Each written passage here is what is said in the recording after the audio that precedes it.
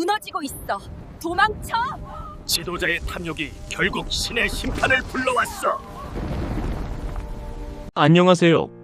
오늘은 미가서 2장을 통해 세상의 논리와 하나님의 약속이 어떻게 충돌하는지, 그리고 이 충돌 속에서 우리가 무엇을 발견할 수 있는지 함께 살펴보겠습니다. 미가서 2장은 단순한 고대 예언이 아닙니다. 이곳은 하나님께서 재판장이 되셔서 한 사회를 병들게 한 죄악을 낱낱이 고발하시는 법정입니다. 이 법정에서 우리는 두 개의 거대한 힘이 충돌하는 것을 목격합니다. 바로 권력자들의 탐욕과 거짓 선지자들의 속삭임, 그리고 그 모든 것을 무너뜨리고 다시 세우시는 하나님의 공의와 회복의 약속입니다. 미가서 2장의 핵심 주제는 심판과 메시아적 희망입니다. 첫 번째 주제는 밤에는 계획하고 아침에는 실행한다입니다. 미가서 2장 1절은 말합니다. 그들이 침상에서 죄를 꾀하며 악을 꾸미고 날이 밝으면 그 손에 힘이 있으므로 그것을 행하는 자는 화 있을진저. 이것은 단순한 실수가 아닙니다. 밤새도록 악을 치밀하게 계획하고 아침이 되자마자 실행에 옮기는 일상의 패턴입니다. 왜 이것이 가능했을까요? 성경은 단 한 가지 이유를 지목합니다. 그 손에 힘이 있으므로. 그들은 권력을 자기 욕망을 채우는 도구로 사용했습니다. 여러분은 밤에 무엇을 구상하고 아침에 무엇을 실행하십니까? 하나님의 뜻입니까? 아니면 당신의 욕심입니까? 이러한 악의 근원은 탐욕입니다. 탐욕은 사람의 기반을 무너뜨리는 폭력입니다. 밭들을 탐하여 빼앗고 집들을 탐하여 차지하니 이것은 단순한 경제 문제가 아닙니다. 한 사람의 삶 전체, 한 가정의 미래, 공동체의 질서를 무너뜨리는 폭력입니다. 세상의 패턴은 힘이 있으면 가지고 이익이 되면 도덕은 무시된다고 말합니다.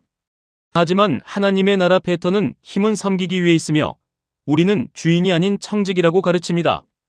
탐욕은 결국 하나님보다 물질을 더 신뢰하는 영적 우상 숭배입니다. 이러한 탐욕과 악에 대한 하나님의 공의로운 응답은 그러므로 시작됩니다. 그들이 밤에 죄를 계획했다면 하나님께서는 그들을 향한 재앙을 계획하십니다. 그들의 행위는 결코 무시되지 않습니다. 하나님은 그들의 교만을 꺾으실 것입니다. 3절은 내가 이 족속에게 재앙을 계획하나니 너희의 목이 이에서 벗어나지 못할 것이요라고 경고하며 5절에서는 여호와의 회중에서 분깃에 줄을 댈 자가 너희 중에 하나도 없으리라고 말씀하십니다.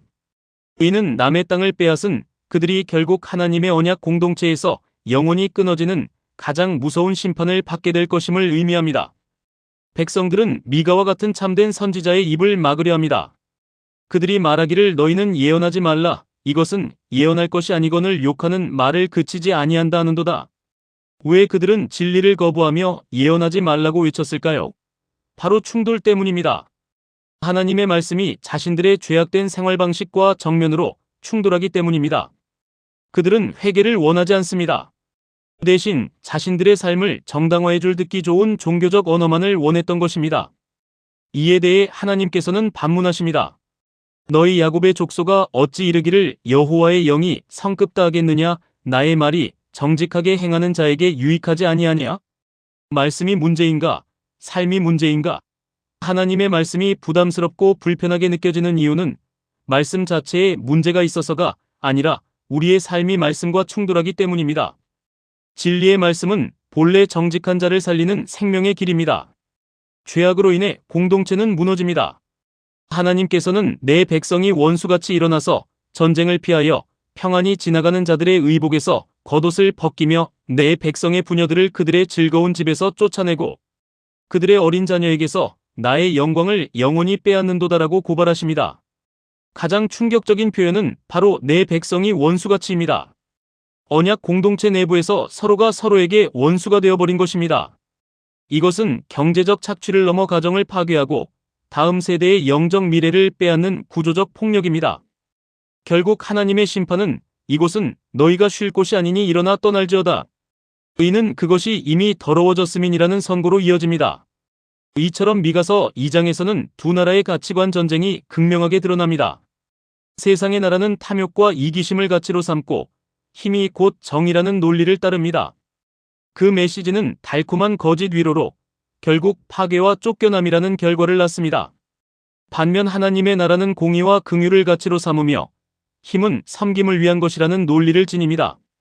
그 메시지는 불편할지라도 삶을 살리는 진리이며 결국 회복과 구원의 길로 인도합니다. 그러나 절망의 정점에서 하나님의 놀라운 약속이 피어납니다. 미가서 2장 12절은 말씀합니다. 야곱아, 내가 반드시 너희 무리를 다 모으며 내가 반드시 이스라엘의 남은 자를 모으고 그들을 한 처소에 두기를 보스라의 양떼같이 하며 초장의 양떼같이 하리니 사람들이 크게 떠들 것이며. 아무리 깊은 절망 속에서도 하나님은 당신의 백성을 결코 포기하지 않으십니다. 하나님께서는 바로 이 남은 자들을 모으시는 선한 목자이십니다. 남은 자는 완벽한 사람들이 아닙니다.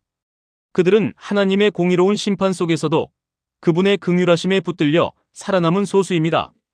인간의 불신실함에도 불구하고 당신의 언약을 지키시는 하나님의 신실하심의 증거인 것이죠. 하나님은 이들을 보스라의 양떼같이 초장의 양떼같이 가장 안전하고 풍요로운 곳으로 인도하시겠다고 약속하십니다. 이 모습은 우리를 선한 목자 되시는 예수 그리스도께로 인도합니다. 요한복음 10장 11절에서 예수님은 나는 선한 목자라 선한 목자는 양들을 위하여 목숨을 버리거니와라고 말씀하셨습니다. 하나님은 우리 앞서가시는 왕이시며 길을 여는 자이십니다.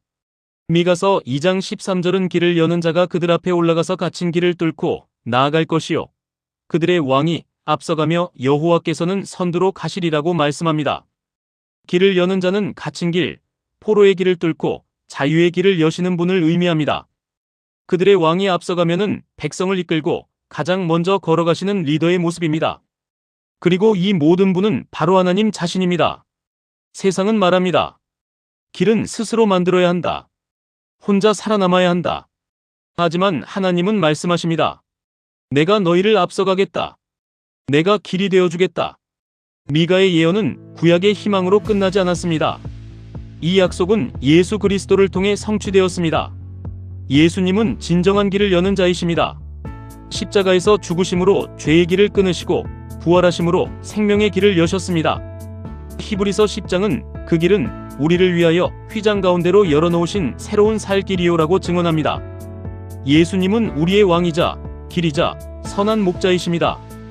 이제 여러분의 선택입니다.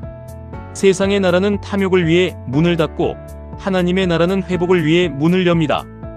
여러분은 지금 어떤 나라의 문을 열고 있습니까? 여러분의 삶의 문을 열어 하나님의 나라가 들어서게 하시겠습니까?